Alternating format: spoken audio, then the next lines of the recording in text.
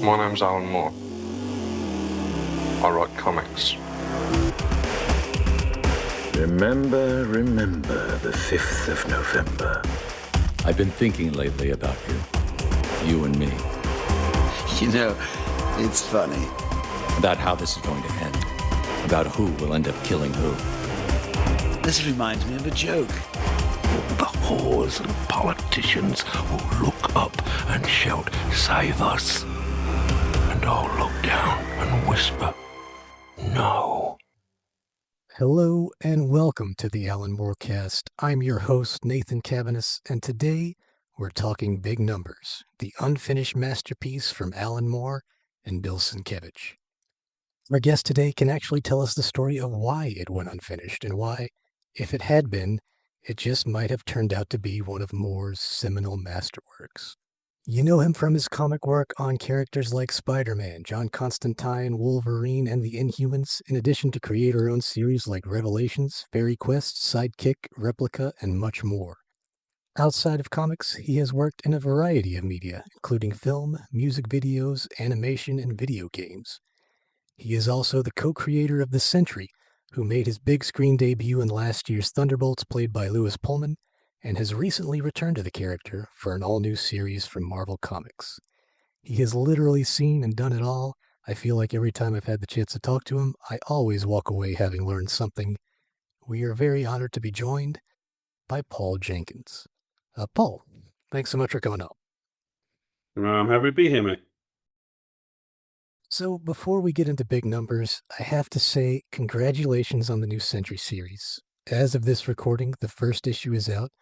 I thoroughly enjoyed it, and also, it's kind of amazing, but it's like because of the movie, there's this whole new generation of fans who have gone back and read your original run, and it feels like this is a character that's really resonating with people.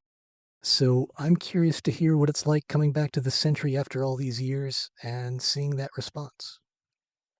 Yeah, it's kind of an interesting time because, I didn't just come back to Sentry. I also came back and I'm working on Captain Marvel. I just took on a new project for them. So it's a bit like coming back to Marvel, right? It's been 15 years or so since I was there. But coming back to the Sentry specifically is pretty interesting because there's kind of a good and not so good to it. The good is that, I love writing the character. I have a particular voice for it. I use a second person narration, like the internal monologue, and it comes across like his Jiminy Cricket, his conscience, I suppose. But and obviously also with all these new fans who've never really read a comic, but they love him from the film. Lewis Pullman played him so vulnerable. Jake Schreier was brilliant. I got a chance to work on the film, so all of that stuff was great. The weird or difficult part is seeing some of the ways in which Sentry is portrayed and mental health is portrayed in some of the comics. It's almost like they decided they would just write him as crazy guy twirling his mustache and yelling in the corner. And I think that that's counterproductive because it was always clearly meant to be an examination of people struggling with mental health issues, which is a massive story, which we get, everyone is either dealing with their own mental health challenges, has a family member, has lost someone to it. We all are surrounded by it, but we don't talk about it very much. So it's a good and a bad, but hopefully I'm returning some of the good to it. Like I said, I really enjoyed the first issue, and Captain Marvel's been good too. So it's good to have you back writing comics, man. Yeah, it's nice to do it. I've written a few. I sort of tend to work in different media, but I've written a few over the last few years. But it's kind of interesting to be back at the mainstream. So let's see how it goes. Hopefully, as well. It started great. I'm not the person that chases reviews or anything, but our average fan review on Sentry after 1,100 reviews was 8.6, which is pretty strong. So one of the things I want to do with this podcast is to get everyone's personal Alan Moore story. So I know you didn't really come into comics as a fan, so I'm really curious to hear about your first encounter with the work of Alan Moore. My first encounter with Alan's work was was actually in the pages of 2000 AD. Your listeners may be familiar with 2000 AD and the stories that Alan wrote for it. And Alan has this like brilliant mind that can, I would say he is one of the people that's the most influential in my work. And back in the day when he was younger, he used to write for 2000 AD, a weekly comic that would come out. There were all the Judge Dredd stories and all this other stuff. And Alan especially was memorable to me because he used to do these stories called Future Shocks. And there's this one Future Shock story that to me is so brilliant and I can even relay it to you. I think it might be one page, it may be 2 or 3 pages, I'm not sure. But to write such a great story with such meaning in so few pages was very influential to me, because when I went to Marvel and started making my name, and when I was working on Hellblazer, I loved single issue stories, and I was sort of like the guy that did them. And my editors used to yell at me and say, we need these extended 5-issue arcs, and we need it for trade paperbacks, and we need 6 issues, and we need 20 issues of some broken down story. And I didn't do that kind of thing. So let me tell you this story. It was really impressive story. It was about a little inventor, and he invents a time machine. And really, the time machine is just a little portal that he can reach through. So he's got this little portal in his house, and he can go back in time. So this little inventor sort of sets it going, and then you see him in his little room, and he throws a little pebble in to see if he can disturb something, and the caption just says nothing happened. So he tries to do something bigger, and he sort of knocks someone off a horse, and the caption says nothing happened. But what you realize is in his room, the words and the decorations have changed. Something has happened. He just doesn't know that something has happened. And so he starts doing bigger and bigger things. And now suddenly, he's Asian, and all the spelling of he has a little Home Sweet Home tapestry, and the spelling of Home Sweet Home changes until in the end he just is frustrated because he thinks that nothing is happening. So he goes back in time to stop the Big Bang from happening. And there's just a black panel at the end, and it said, and nothing happened. And that story was so brilliant, and it really, really impacted me. I was like, wow, what a great story. I had all these emotions. And so in hindsight, I look back at it and think, wow, when I was a kid reading those stories, they were such a gift. Every week, every month, Alan Moore working on 2000 AD. Yeah, it seemed to be a really great training ground for Alan and for a lot of that generation of creators, because you really had to focus in and tell a story in 1, 2, 3, 4 pages. It's like the comic book short story nowadays is almost like a lost art. It is a lost art, and I love them. I love doing them. I think in part it's a bit difficult for creators in the mainstream to do them, in part because it's difficult. You have to work the whole thing out, and you don't really get paid any more to do a short story, but you have to do the same amount of prep for a 7-page story as you do for a 22-page story, so maybe people don't like doing them very much, but I love them. And I think Alan was super influential. And when you look back at all of that work from 2000 AD, all of those creators were doing just brilliant, innovative stuff that commented on society and fascism and, all this guy's adventure stories. It was so cool. So let's get into it. Big Numbers was one of the first major works that Alan Moore embarked upon after leaving DC Comics behind in the late 1980s. Written by Moore and with art by the incomparable Bill Sienkievicz, the overall story of Big Numbers is fairly simple on the surface, as we follow the effects of an American shopping mall being built in a small English town. Inspired in part by mathematician Benoit Mandelbrot and his work in fractal geometry, Big Numbers ultimately tells a complex story that weaves the lives of dozens of characters together in a sprawling narrative, utilizing concepts such as the Mandelbrot set of numbers as, in the author's words, a new model for the human life and society. Or at least it would have, had it actually been finished.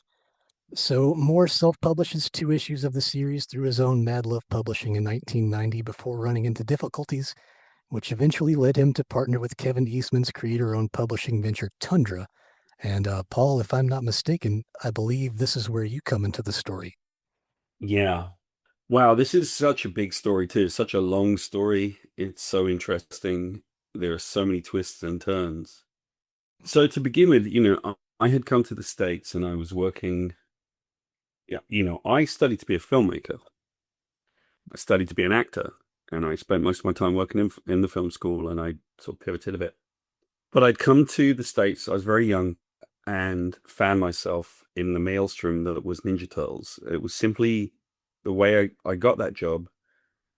I happened to live in Northampton, Massachusetts, and I was a musician. I was playing in a band, and when you're playing in a band, what you're really doing is you're waiting on tables, and I was working in a hardware store or something. I can't remember, like lots of different things. And when I was working at a great music cafe called the Iron Horse in Northampton, a couple of the Ninja Turtle people used to come in, most notably April, who was Kevin's first wife. I used to see her quite often. So yes, April O'Neil is literally April, Kevin's wife. Not a lot of people know she actually was real. And so I got to meet all of them. I got to meet all the guys, and I asked them, the guys at Mirage. I didn't know Kevin as well, or Pete as well, because they were becoming busy. And I asked them if they'd do an album cover. They did this album cover. I still have it. It's amazing. And then I broke my leg playing soccer, which is a very typical thing for me. And I sort of went upstairs to their little office on crutches, and there were a couple of people there. And I said, do you guys need any help? Because I can't, play in the band right now. And I think we were going to go on a tour of the Northeast at the time. We had a record deal with Wishing Well. And they said, yeah, we're overwhelmed, come on in. And I just was literally thrown into the publishing end. And that's the way it was with Ninja Turtles. And so I did all this Ninja Turtle stuff, and I edited the books there. I got to know, by editing, a lot of the people like Rick Veitch, who had worked with Alan, and lots of people in that kind of realm. And then one day Kevin said to me, and Kevin and I became quite good friends. And when he would come into the offices, I think you have to understand what it was like in those days. Everybody wanted the money from the Ninja Turtles, and so people behaved quite badly. And Kevin and Pete would show up, and people would try to impress them, and it always reminded me of the character in Life of Brian that jumps backwards, going, "Money for an ex-leper, money, arms for an ex-leper," because he was desperate to get their money, right? So people would act like that around Kevin and Pete, but Kevin would literally walk into the office and sort of come to my desk and just say, "What's going on?" And then now I'm a kid, and now suddenly, because I'm the third employee technically, and one of them was just the office manager, now I'm helping with all the licensing and everything. So Kevin one day came to me and said, "Paul, I want to do this new publishing company, and I wonder if you'd like to come over and work at Tundra." And it wasn't as much money as Ninja Turtles, but I said yes immediately, because I didn't really care for the way that the money was being thrown around at Ninja Turtles. It wasn't my style. Went over. Kevin went. Well, we all went to San Diego, and Kevin came back with, I think, 92 projects that he said yes to, which is, if anyone's listening to this and they're working in comics and editorial, they know exactly how insane that is. It's a lot, right? And we're still talking about Alan Moore. So now suddenly I'm thrown into the maelstrom. There's myself, head of production, and Mark Martin, who is the art director, and that's it. We got maybe one assistant back there to help with the art, and we have to do all these books. So I become, very quickly in charge of all. I'm made into the editor-in-chief and then the director of publishing. And I had to do a lot of different jobs, because I was also helping them with licensing, because of my background with Ninja Turtles. So I had 4 business cards at the time: director of licensing, publishing, editorial, promotion, and marketing by default, because we lost the person that was supposed to be doing it. So now we've got all these books, and some of them are really, the smallest ones were the most difficult ones, with creators that had not done it before. But they said, we're working on big numbers. and a couple of other books. Actually, I was also the editor on From Hell. And then I got to interact with Alan. So, you'd make a phone call, and I will tell you this, Nathan, this is still cool to me to this day. Every time I would call Alan, dial his number, and he'd pick up, I'd say, "Hello, Alan, it's Paul Jenkins." And he'd go, "Hello, Paul, all right?" Same thing, same cadence, exactly the same. He always picked up his phone, no matter who was calling. Alan was very old school. He didn't type on a computer. He always typed on a typewriter. And years went by after I left Tundra. I think maybe 10 or 11 years went by, and I had to call him for something just to ask him a question. I needed to know something. And after 11 years, I called him and I went, "Hey, Alan, this is Paul Jenkins." And he goes, "Hello, Paul. All right?" Same cadence. Like it didn't check, So I have this great memories of interacting with Alan because while people see Alan as being a wizard and he's a very brilliant guy, and to me, he was only ever kind and friendly and great to work with and collaborative and brilliant, but he knew, it's not like we had to collaborate on much because his work was so great. First introduction was the same as all the others. Just very pleasant, great to work with, and always nice to me. That's incredible. So Tundra picked up Taboo, right? The anthology where From Hell first appeared in, and then started publishing From Hell. So I guess that was the first Alan Moore work you guys had?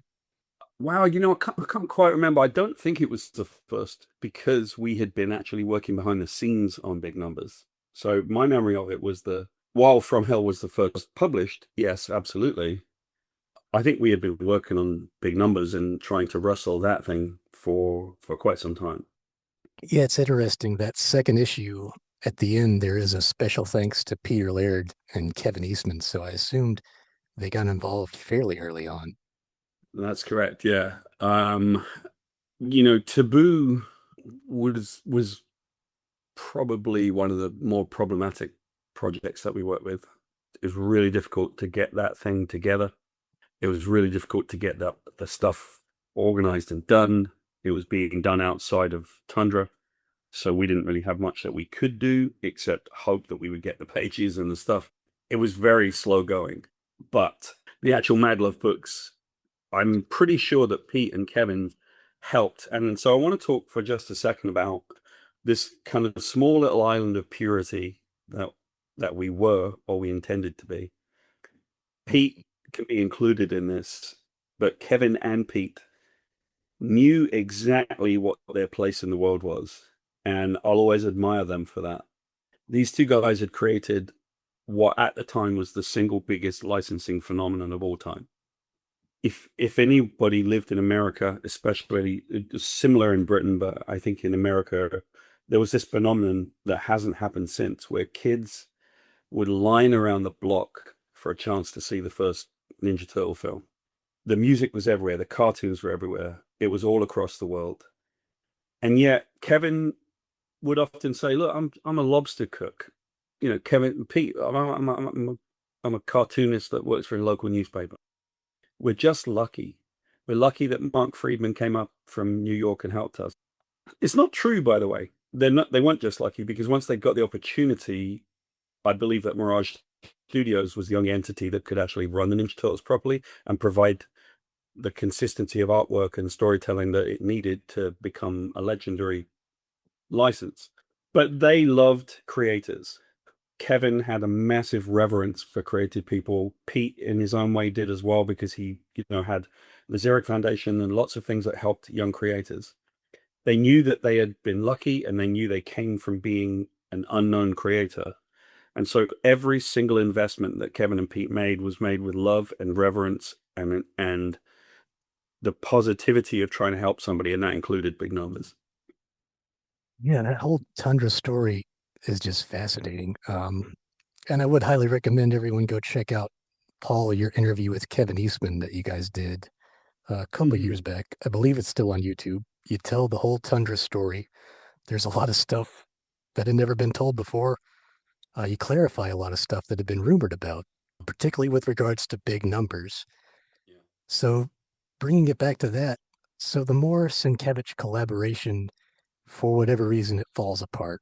Bill decides that the work is just too complicated, so he steps away, and you guys are left to find a new artist, correct?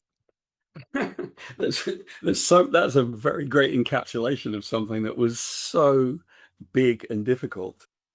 The process to get there wasn't a sentence as you just described. It was an awful experience. It was difficult.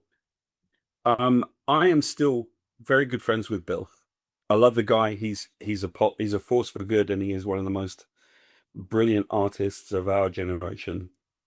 At that time, and Bill has been quite open about it, I think, Bill was going through some stuff, you know.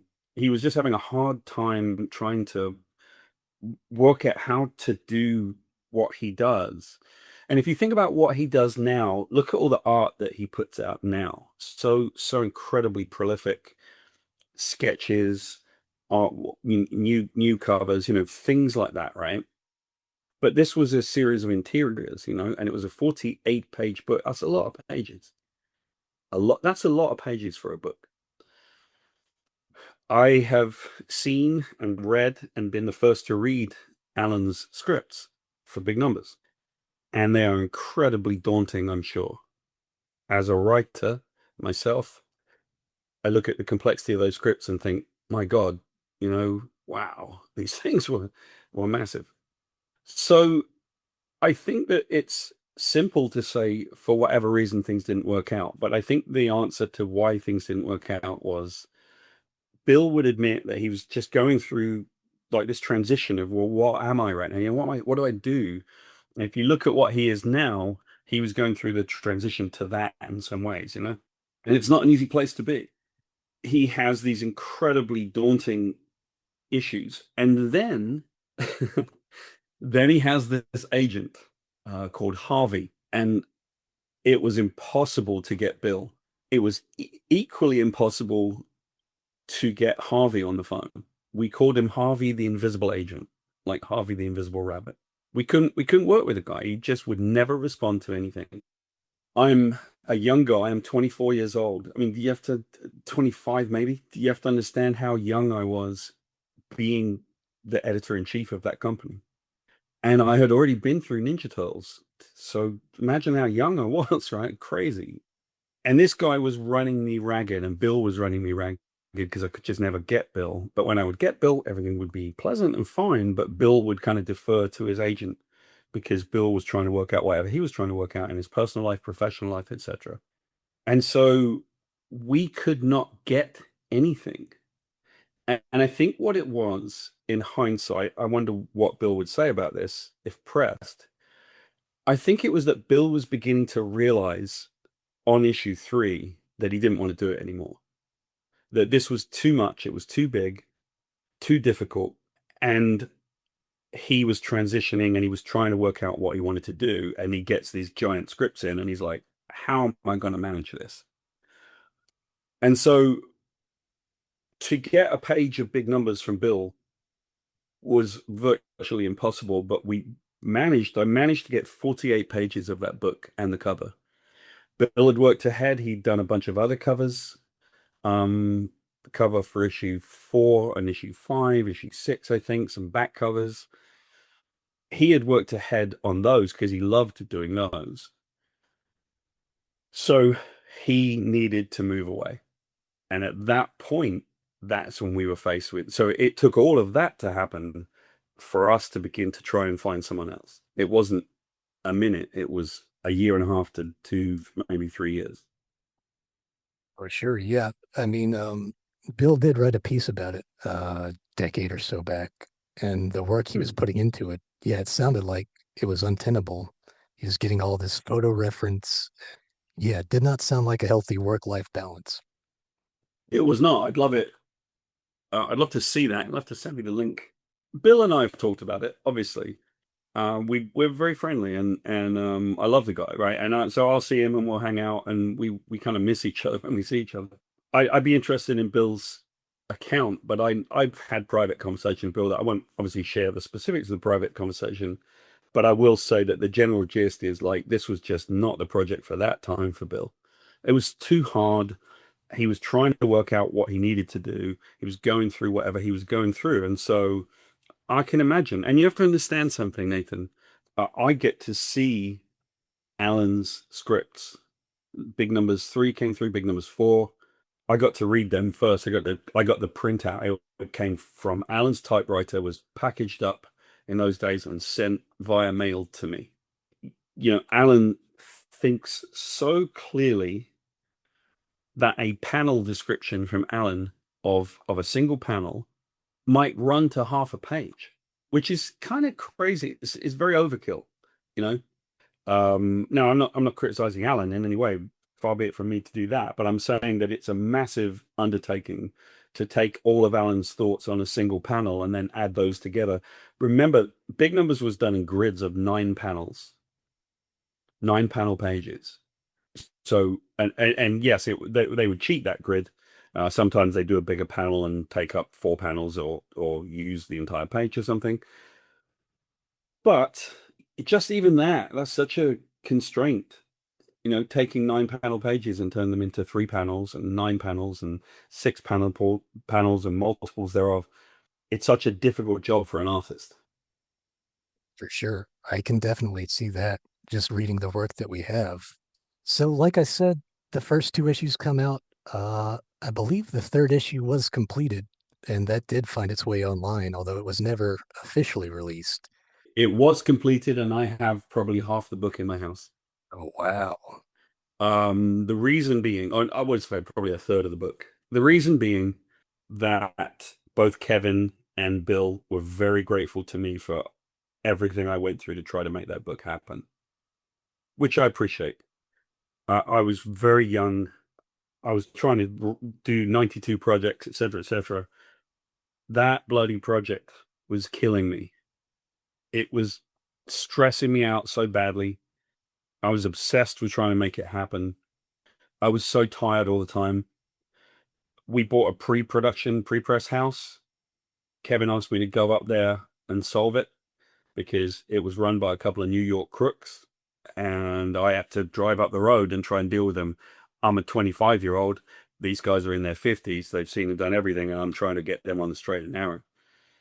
That was a lot of pressure, right? And by the way, it was fine. That was my job, right? I'm happy to work with Kevin. I was getting paid great, and everything was fine. But Big Numbers was so difficult.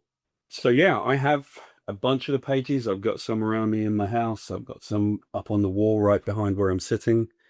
I've got other ones in different places. Some stored carefully, and it's beautiful. It's amazing. It's exactly what you would expect it to be from Bill Sienkievicz. I mean, the scans that you can find online are just, I think they're like Xeroxes of the original line art, so you don't actually see the finished painted versions. I think I might have taken photographs. Maybe I'll do that. Maybe I'll take some photos of some of the pages, I thought I had them at some point in a little bit better.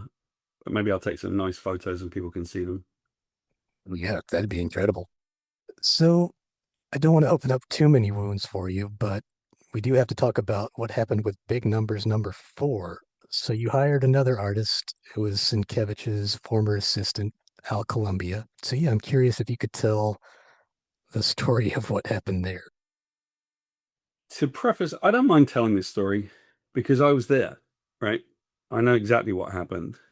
And the first thing that you have to understand about Tundra is that Kevin purely did it for reasons of helping creators, of providing a place where great creators could be given a chance to do well with their book, And we were going to market the book and bring it, and we had a small percentage of future revenues. So it was the Image model before Image existed. And it was the impetus for people to look over in our direction in Northampton, Massachusetts, and say, maybe I can publish over there. But it was also the impetus for all the people that wanted to see if they could get a hold of Kevin's money to come in and flood the place. And that's what happened. There are 2 sort of poignant moments that come to me from that. Kevin and I once sat after Tundra had died and we remained good friends and we were working on some stuff in film and television, I remember sitting in a bar called the Snake Pit. It's no longer there. It used to be on Beverly Boulevard, I think. And Kevin and I just sitting there having a drink and talking about it. And there were two things that came out of it that I'll never forget. One of them is that Kevin said that for he and myself, because we went through this, I mean, he lost so much money on it, but that for both of us, this was an itch that we would never be able to scratch because it hurt so badly. We had purely done this to try to help people, and we had worked so hard. And there were so many people that came into Tundra, and they know who they are, that were horrible and just wanted to browbeat Kevin into taking his money.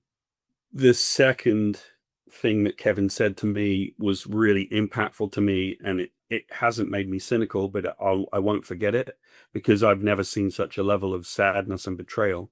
That Kevin looked me in the eye, and he had, you know, honestly tears in his eyes, and he said, "Paul, the thing about this was I did this to the benefit of creators, and I learned that so many of them didn't deserve it." And that's heartbreaking, right? I was there, and I know exactly the pure reasons why Kevin Eastman wanted to do what he did.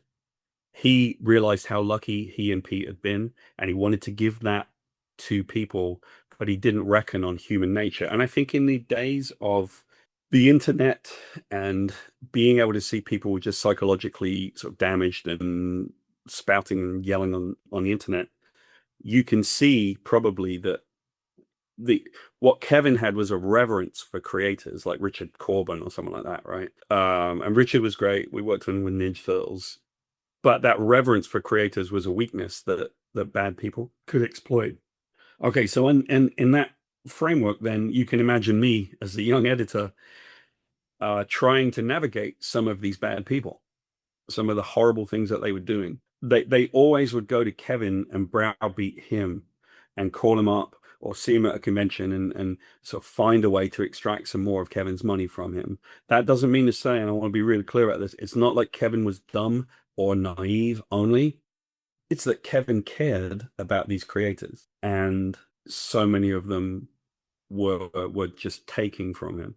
So yeah, we were in a position where we had to work out what to do with big numbers, and there seemed to be an obvious avenue.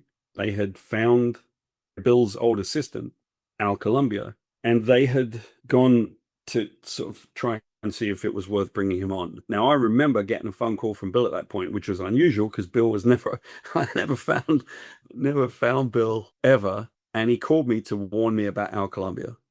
And the problem was, I'm sure Bill would understand this, that his credibility wasn't particularly great because we weren't getting the work from Bill. And so it probably felt like sour grapes, you know, that Bill was saying, you know, you should not do this. Do not touch this guy. This is going to be really bad for you. And we were like, cool story, bro. Where's page 50? You know, it was just one of those things. And the hindsight tells me, of course, that we should have listened because Bill was trying to warn us that there was a lot of volatility there. And that volatility basically was responsible for the death of big numbers. So I'm trying to manage all these projects. I'm trying to get pages out of Bill. We have From Hell, we have 92 or whatever other projects. We have projects from people that have never been anywhere near a comic before. We have a particular project with one creator that was just this crazy German guy, Austrian guy, I think, just yelling and screaming and having shit fits every 5 minutes. And, you know, I'm flying around the country on press checks. I'm just exhausted. And we're introduced to Al. And so what we did was we thought, look, let's get Al moving on the book and let's publish some of his art. We had this great program for doing art books. Al was kind of quiet. And what they decided was he didn't really have any reason why he couldn't move to Northampton and be given the art studio directly above Tundra. There was an upstairs art studio. Man, what an opportunity for him. You know, he was an unknown guy. But what I will say is, wow, was he talented? Wow, you know, like this guy was able to be Bill Sienkievicz in many ways, right? And so we really had the thing that we needed for big numbers. Alan didn't know Al at all. Nobody knew this guy. So he moves to Northampton, Massachusetts. He moves in with one of the guys, a guy called Mark, who worked with us as a editorial assistant, and now he's upstairs drawing big numbers. But fairly early on, there were signs that there were volatility and problems. So the first indication I got, the first indication was that Al wasn't doing the work. I mean, it wasn't coming in. So he was very slow and very deliberate and seemed to have a lot of like artist block and concerns and things like that. It was clearly not something that was easy for him. So now I've got a second artist that I'm trying to wrestle and navigate and try to beg and plead and cajole to get this artwork from. And he's upstairs at least. But, you have to understand, Nathan, you can't go walking up there every 5 minutes because you'll just disturb the guy. And he's a young guy and he didn't have a lot of confidence, to some extent. But this was like being thrown into the deep end on probably one of the biggest projects that you could have, with these incredible scripts and these giant books. And Al was definitely somewhat overwhelmed. And I would say that's very understandable. So he's upstairs and we take him on a press check for his sketchbook. I didn't actually go to that press check. For whatever reason, we sent our art assistant, who was perfectly capable of doing the press check, with Al. And so this is how press checks work. You get there, you know what the art looks like, you know the color proofs that you have, you know what you want to recreate. You've got the originals, and obviously Al would know exactly what it was he was looking for. You have to understand, we gave artists the paper that they wanted, the covers that they wanted. We literally made the sketchbooks exactly what they wanted, with the paper stock and everything. But a press check means that you run the first few and you find out what happens when the ink spreads on paper. And then what you do is you tweak the ink. You say, okay, let's take the magenta down. Let's just kind of do it different until you get it running off the press in the way that you expect to be able to recreate your art perfectly, or as well as you can with printing. And I'm in the office and in comes the assistant, face like thunder, and said, this was crazy. Al had seen the first ones coming off the press and lost his shit. Just absolutely flipped out, was screaming, red face, apoplectic. And the poor assistant was like, what is happening?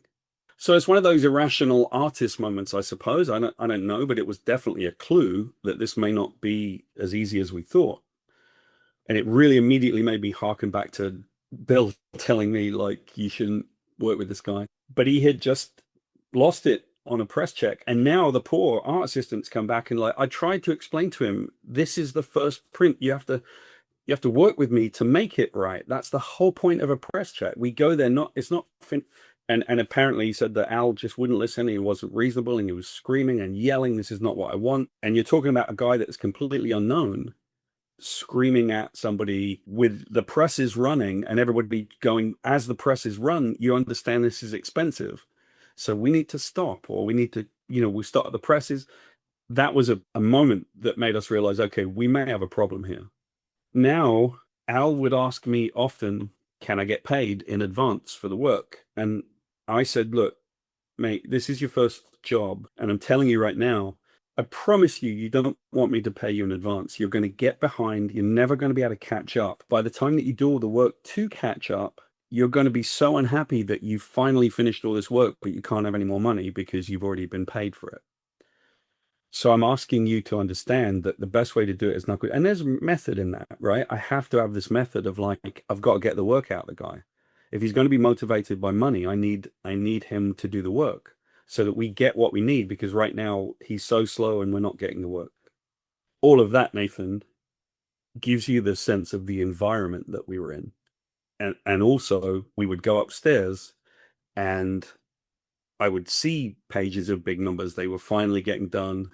And so when a batch would get done, I could walk Al downstairs to stroke him a check and he could get paid. And so we began to find a cadence. And at least we thought, well, my sense of it was this guy's a bit difficult, but no more difficult than other people. I think that incident with the press check was certainly of concern. but he was relatively quiet, remember? He wasn't necessarily in your face. And so we would see him up and down the stairs and say hi, and there wasn't really anything that seemed like it would be a problem. And that leads to this moment of surprise, and it's a big surprise. Al had come to me and had said, finally, I've done it. I've completed all of the pages of Big Numbers. And I said, okay, man, can I come up and see? Let me see that everything's good. And there they were, all of the pages. The whole book was finished. And so I said, yeah, come on, man, let's go down. So happy to go downstairs and get him a check. And he got paid. And Big Numbers number 4 was done. And Bill had finished Big Numbers number 3 at that point. It was so slow, but this magnum opus of Alan Moore's was going to be completed, it seemed. And then I was working on the weekend, and Mark Arsenault, his roommate, came in and said, Paul, I need to talk to you. So Al had told me that he wanted to put fixative on the charcoal. He wanted to just spray them with this fixative over the weekend. So, that's why we didn't take the pages. Actually, it made a lot of sense, right, Nathan? Because if you take it and it's still got the charcoal without the sort of fixative that will keep all the charcoal in place, then you may smudge it. It's going to go, we had to wrap it on drum scanners in those days. You couldn't just take I think we probably would have taken a good photo of it, actually, not wrapped it on a scanner. Bottom line, though, is you don't want to be walking around with a thing which got charcoal on it that hasn't been basically fixed in place. So it made sense that Al, with this finish, I had no inkling that there was going to be a problem. And Mark came in as I'm working and said, I need to talk to you. He's destroyed the entire thing, the entire book. I had no frame of reference on how to react to that. I mean, I'm thinking back, just what my reaction was. And it was, when you're faced with something that you've worked so hard on, you've managed to get all those books out of Bill, you've managed to get the first book out of Al, and now I'm being hit with this news that he destroyed the book. And I'm like, well, what do you mean destroyed? And basically, Mark explained that Al had a fit of pique, just like the one that he had on the press check. And in his anger or whatever was going on, he destroyed Big Numbers. He took it to pieces. It was such a blow. The first thought I had was, I don't know how I'm going to be able to tell. If this is true, I don't know how I'm going to be able to tell Kevin, and I don't know how I'm going to be able to tell Alan. He'd seen the art from Al Columbia and he liked it. And this was something that looked like it was going to happen. And I believe it was, I always call it Alan Moore's Kubla Khan, and Al Columbia is the man from Porlock. So I probably spent an hour grilling Mark Arsenault. Like, what do you mean he's destroyed it? And he's like, he's cut it into pieces. And he's just had a fit about it. And it's still the itch I can't scratch, right? What a waste. What an absolute waste. And what an act of sabotage. I think there are factors that you have to look into it. I think obviously one of the first factors would be, what was Al's mental state? Like, what was he dealing with? Clearly it wasn't on a level plane. But it was subsequent to that, Al's behavior was pretty bad and pretty unfair. I went immediately, I got in my car and I went to go to Al's house to try to find him, to find out. I was really hopeful that Mark Arsenault was incorrect and that he hadn't done it, but he said he'd done it or something. So I just basically go to Al's house and I'm knocking on his door, but he's not there. Al, man, what's going on? Didn't reach him. And the only thing we found was one character that was supposed to, it was like a drawing of a character, like a collage, where the character had fallen off of a page somewhere, because I think he'd be doing this like collage pages. And it was laying on the ground in the thing. And Kevin put it up on his wall, and he would say to people, do you want to see Big Numbers 4? And they'd say, yeah. And then he'd show them a picture of this little character that was just this one cutout. So that's what happened. And here's the crazy part. What happened and what Al Columbia then subsequently said happened is equally crazy. Because here's the thing you have to understand. I'm not on the negative side of things. I'm on the positive side of things. I can look at something like that and say this guy has struggles with his mental health, perhaps, or something. But he decided, and other people decided, let's go public and tell our version and get ahead of it before anybody else does. And that's equally damaging. It's very awful because Kevin and I were placed into this thing where the description of us by Al Columbia was like tyrants and bad people. And you sit there and you think, man, no act of kindness goes unpunished, right? Like we could not have done any more to be kind and helpful to this guy. But I think part of whatever was going on with him was that he decided to salt the earth. And so there were these publications back then, Comics Journal, I think, took on the story, wanted to know what had happened. And I didn't blame them because so did I. I wanted to know what had happened.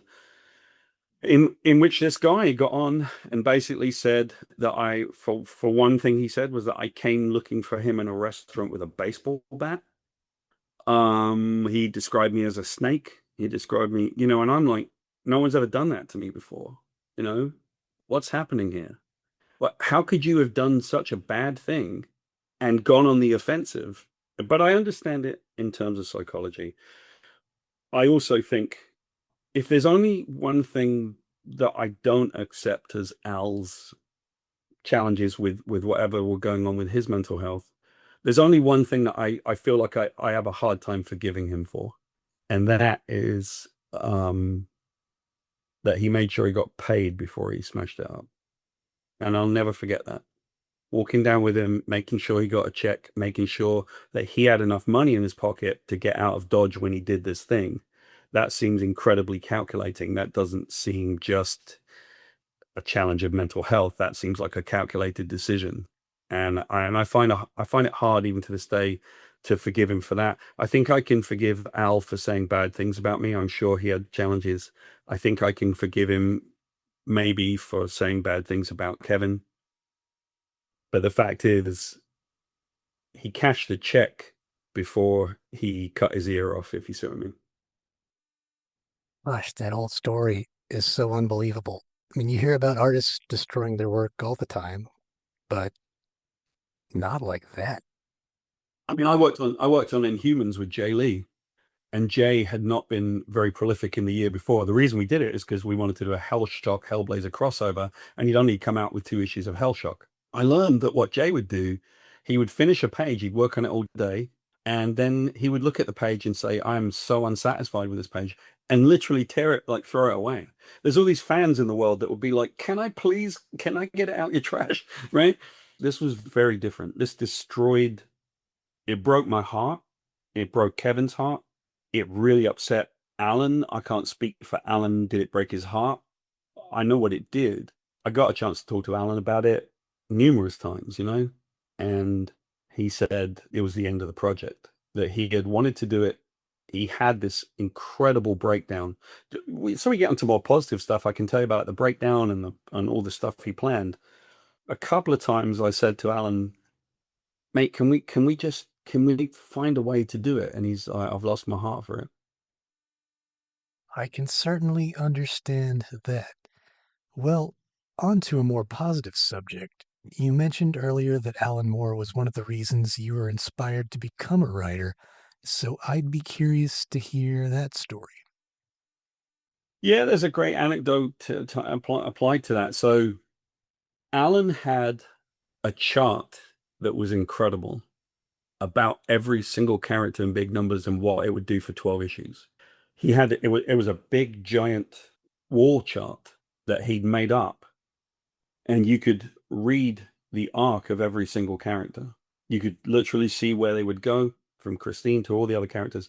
You could see what they would do and what would happen, because you have to understand this book was very much about the Mandelbrot set, fractal mathematics, causality. It was a work of genius, it was brilliant. And so I saw that chart. I had seen it a couple of times. I'd been at his house in Northampton, England. So I was in Northampton, Massachusetts. He was in Northampton, England. I'd gone over to his house a couple of times. I'd sat with him and I'd seen the chart. A few years after I left Tundra, I was an editor-in-chief at a company called Majestic in Cincinnati, Ohio. And it wasn't really going to publish Alan Moore's type book, but I wanted to give it a shot anyway. So I went over to Alan's house to try and see if Alan would be cool with working for Majestic. He wasn't going to do it, but I thought I'd give it a shot. He was always kind to me. He was still pleasant. Call him up, Alan, I'm coming over to England. Can I come see you? Hello, Paul. All right. same thing, right? So I come over to his house and I think we walk around in Northampton. I asked him, he doesn't think he can do it. He's not really that into it. But I'm back at his house. I said, you still got that chart? And he brings out the chart and I'm like, Alan, I've always been intrigued by this thing. It's so cool, mate. It's really cool, this thing. And I said, we got to talking about how he wrote, and I just said, what I learned from you, Alan, I was looking at this, and there were certain things, and he said, when I do a page, for example, I always want the story to be something that if you took all the words off the page, you could see what it was. So I encourage artists to do that. But also, if you took a single page of mine of any book I've ever written, that page would tell a story of its own. And we're talking about these things, and I'm thinking, that's funny, I've wanted to write comics. I've been thinking about doing it. And I think the way that I actually thought of that, before you told me that, I sort of thought about that independently. So I said, Alan, this is going to sound weird, but I've been thinking of doing this. And what you just explained to me was something that I have thought about, actually. Do you think I should give it a shot? And he goes, yeah, why not? I think you should. That's a good endorsement. Great endorsement. I guess sort of like you're thinking, right? And I go to San Diego that year and I break into comics the only way that you cannot break in. I met the editor of Hellblazer, Lou Stathis. I asked him if I could write Hellblazer. He asked me what I'd written. I said I'd not written anything. They let me try out. I do not know why. There were 25 other people, Lou said, including like Warren Ellis and all these other people trying out for Hellblazer. And 6 weeks after I sent in a sample script and did some tweaks on it when they asked, they called me up and said, congratulations, you're the new writer of Hellblazer. And you can't break in that way. And Alan was indirectly responsible, because I don't know that I would have had the feeling or the confidence if I didn't think, you know what, I'm on a place where I'm talking to Alan about writing, and I'm not missing a beat here. I'm not getting lost in all of this with how brilliant Alan is. I can actually talk to him, and he's pretty kindly telling me, well, yeah, give it a shot. So well done, Alan. It's your fault. Well, you recently restarted your Flogging a Dead Horse column as a Substack newsletter, with one recent post sharing your process for writing the new Sentry series. It's really fascinating and looks quite labor-intensive. It actually reminds me of Alan Moore and how he works. Even if he's only doing a 6-page backup story, he's putting everything into those 6 pages. I mean, you couldn't have hit the nail better on the head. Exactly, right? That's what I learned from Alan. I mean, I can definitely say, there's so much that he's responsible for, better or worse. And that's one of the things, right? Yes, that meticulous approach to understanding all of it. But there's a very interesting thing. So this will be really good for listeners to hear. There's this great moment that I had when I was talking to Alan one time, and it really influenced me, probably more than anything else they ever said to me. When I went to Marvel, they said to me, do you want to do the Inhumans? Jay's idea. And I said, yeah, who are they? Never heard of them. Right? I'm not a comic book fan. I don't know that much about mainstream comics in so many ways, but it was always to my benefit. It gave me a chance to have a new fresh eye applied to something, a breath of fresh air, like I'm going to write them differently. When I was talking to Alan one time, he said, Paul, you have to understand that if I write pornography, he said, it's going to be the best pornography that I can do. But then he went on to say, if I was writing a comic for Barbie, I would write the best Barbie comic that I can do. But let me explain. And the way he explained it was, he wouldn't write Alan Moore deconstructs Barbie and turns her into does some crazy science fiction story with her. He would find out what the audience was and what Barbie meant to, say, little girls and the audience that love her. He would make sure that his story was interesting and meaningful, but he would not just go off on a tangent. He would write the thing that was the best Barbie story. So his approach was not, I'm going to write Alan Moore's Barbie. It was, I'm going to write the best Barbie story that I can think of. And that impacted me hugely. I kind of have my patented college lecture these days because now I'm a graybeard and I'm able to say, look, I believe that you write for your audience about yourself. So you write things that you know, but you do it for your audience. And that was a great lesson in that. Alan wrote for his audience. Well, just to kind of put a capper on things, Big Numbers eventually joined that long list of comics and other projects that just remained unfinished or abandoned. So I'm just curious, do you think there was a chance it ever was going to be completed, or was the project just far too ambitious?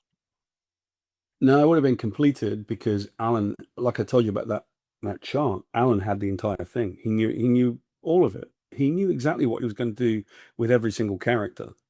That's the shame of Big Numbers. That's the saddest part about what happened with it. He knew exactly what to do. He knew what he wanted to say. He had charted out what he wanted to do and say. And so everybody was going to get this incredible story. And the fact is, we didn't get that incredible story because after all of the difficulties that he had, I think it ran into a situation where Bill was struggling to try to find a way to do it, and I'm so interested to read what you had to say about it. Al was struggling how to do it. Let's be clear about this thing with Al.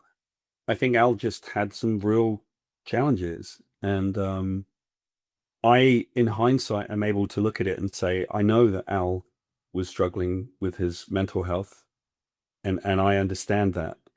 It's hard to forgive someone that's mean-spirited towards me for no reason, and towards Kevin and other people. It's still lashing out and being kind of snippy and not being conciliatory and not admitting their fault. I think it would have been amazing if Al had not struggled so badly, because Al's work was great and it would have been finished and people would have seen, I think, Alan Moore's greatest work, or at least one of them. Well, I think that should do it.